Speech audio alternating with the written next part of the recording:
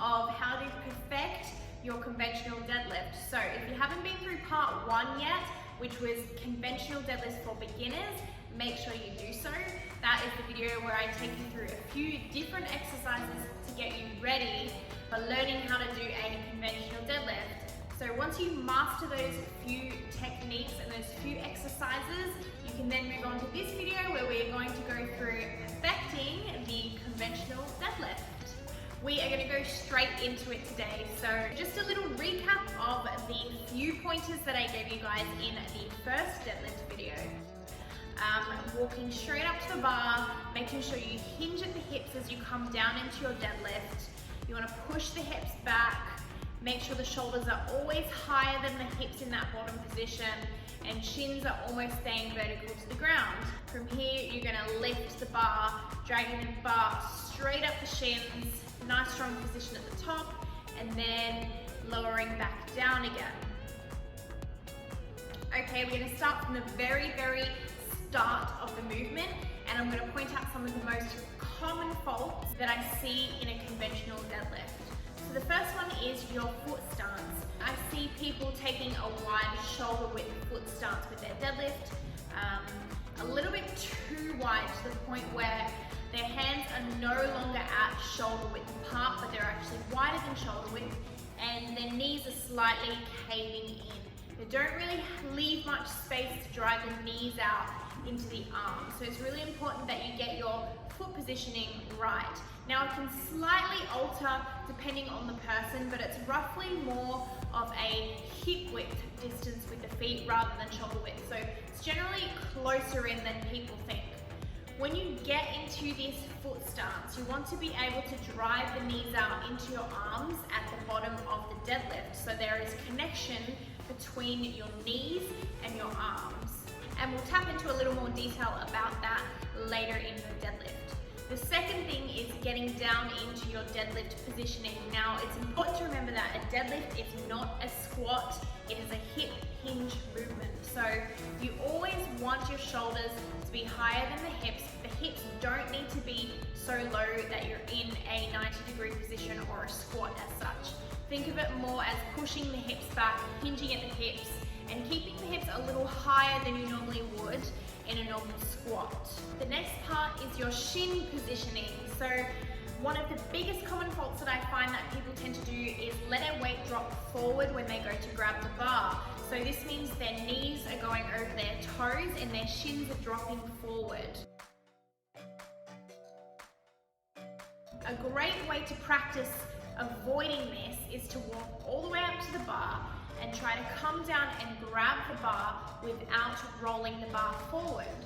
You'll see here now that my shins are staying pretty much vertical to the ground and my weight is sitting back into the heels of my feet rather than it dropping forward into the toes. Okay, so let's go through those tips again. So you're going to walk all the way up to the bar, feet about hip width apart, and from here you're going to come down and grab the bar without rolling the bar forward. So to do this, you're going to hinge at the hips, drive the hips back, and keep the weight in the heels of your feet. Now you remember that I mentioned at the start of the video about contact between your arms and your knees at the base of your conventional deadlift position. Now the reason this is important is that you want to be able to drive your knees out into your elbows to create tension through the outside of your legs in that bottom position of your deadlift. This is really going to engage the outside of the legs and the glutes in the bottom of your deadlift.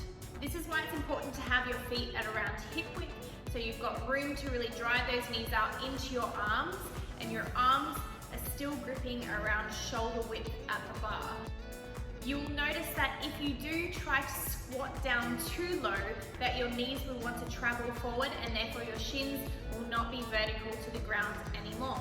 So this is why instead try to hinge your hips back and keep the weight in the heels of your feet. This may mean that your hips sit a little higher than a normal 90-degree squat. Okay guys, so now that you have that base position set of your conventional deadlift, we're going to think about the cues that you need to think about before you actually lift the bar off the ground. Okay, so there's 3 cues to think about before you lift the bar off the ground. Number 1 is driving those knees out into your arms to create tension through the outside of the legs and glutes. Number 2 is wrapping the bar around your shins. Effectively what you're doing here by pretending to wrap the bar is actually externally rotate both shoulders so your elbows are pointing, they're actually swiveling inwards. So we're externally rotating the shoulders here. Number 3, drive the shoulders down and squeeze in through your lats, which are these muscles under your arms here, and sides of your back. So again, number 1, drive the knees out. Number 2, externally rotate the shoulders, wrap the bar around your shins. Number 3, make sure you're squeezing your lats down and on. Okay guys, we're nearly there. So now we are at the lifting phase of the movement.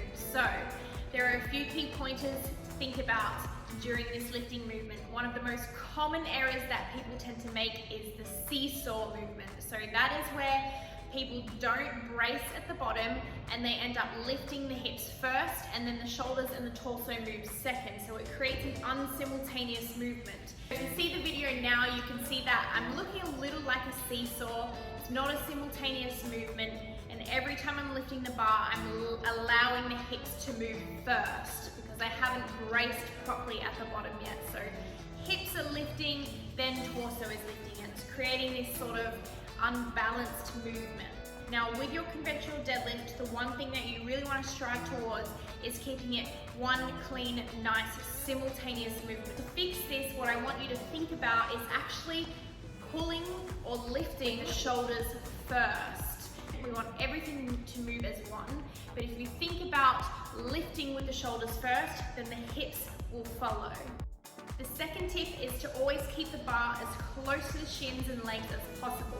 A good way to check your deadlift line is to set up your camera side on and just check that the bar path is in fact a straight line up and down. Often, if your weight is rocking too far forward, you will notice that the bar path is not straight. Now throughout this entire movement, you want to be making sure that you are maintaining a neutral spine. So that means not looking at yourself straight ahead in the mirror, not looking side on in the mirror, but actually tucking the chin down slightly. You want to lengthen the back of your neck, and often that means you're looking ahead or at the ground ahead of you. So not right down at the floor, a little up and a little forward to the ground ahead. Once you get to the top of your deadlift, it's really important that you don't overextend through the hips. You want to maintain that nice neutral spine. Make sure that your shoulders are back and your lats are still engaged. Your core is engaged and bracing tight, and your glutes are also on tight as well. So you want to avoid the swinging movement at the top where you push the hips too far forward, because this can actually injure your lower back. You can see on the left I'm overextending and I'm not holding everything tight and strong at the top. And on the right video, I'm coming up, holding neutral position, squeezing my glutes, core, and shoulders back. Last but not least is the lowering phase of the deadlift. Now don't be mistaken, this definitely isn't a rest time. Your lowering phase is going to set you up for the next rep. So when you lower the bar down, you want to make sure that you're going straight back into that position that you started in, and you're not having to readjust yourself every time. So for that reason, take your time, make sure you maintain neutral spine, lengthen the back of the neck, hinge at the hips, push the hips back as you come down, and you want to come down into that original position that you left off from. Whew, I know that is a lot to take in, guys, and they are just the key pointers to perfecting your conventional deadlift. So I'm just going to run through those key pointers with you again. So we've got phase 1 of your deadlift, the setup. So for the setup part of your deadlift, you're looking at feet shoulder width apart, hinging at the hips as you come down. Drive the knees out into the arms in the base position to create contact with the outside of the legs and the glutes. Squeeze the shoulders down and engage your lats while you're trying to wrap the bar around your shins. So this is going to create external rotation in your shoulders. From here, you're going to take a deep breath in, brace everything tight before you lift. The lifting phase So after you've braced everything tight, you want to drag the bar straight up your shins, keeping neutral spine and ensuring that it is one simultaneous movement. So you don't want to let the hips move first and then the torso and the upper body, but instead think of pulling or lifting with the shoulders first so that you come up in one simultaneous movement. The goal is to keep a straight bar cut. Phase 3, the top of your deadlift. Make sure that you maintain neutral spine, shoulders back, core and glutes also engaged and you're not overextending at the hips. And then the last phase, which is the lowering phase, ensuring that you hold everything tight, maintain a neutral spine and really take your time and come down slowly, hinging at the hips as you come down, so you're not squatting, but you're pushing the hips back. Really take your time and come down slowly so that you are setting yourself up for the perfect next rep of your deadlift.